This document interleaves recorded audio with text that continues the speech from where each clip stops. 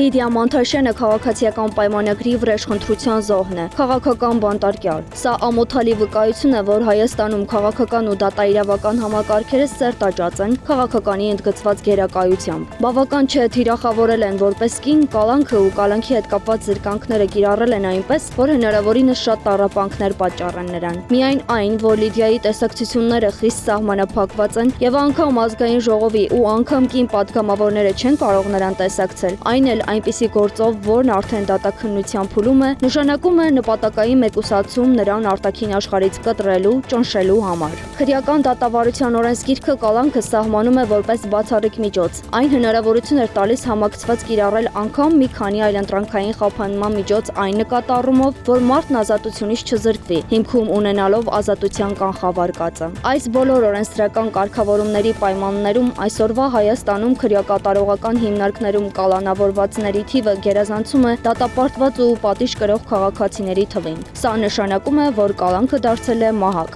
մարդկանց պատժելու միջոց։ Չնայած այս ամենին, Լիդիա Մանթաշյանի նկատմամբ կիրառվել է 3 ամիս ժամկետով կալանք, առանց հաշվի առնելու, որ խոսքը կնոջ մասին է, երբ բանտային կալանքից ազատ են արձակվել նույն հոդվածով կալանավորված տղամարդկանցից շատերը։ Ինչ պետք է անի ձեզ այս կինը, որ այդքան սարսափած պահում եք բանտային կալանքի տակ։ Առաջնահերթ պետք է քննարկվեր հենց նրան կալանքից ազատ արձակելու հարցը։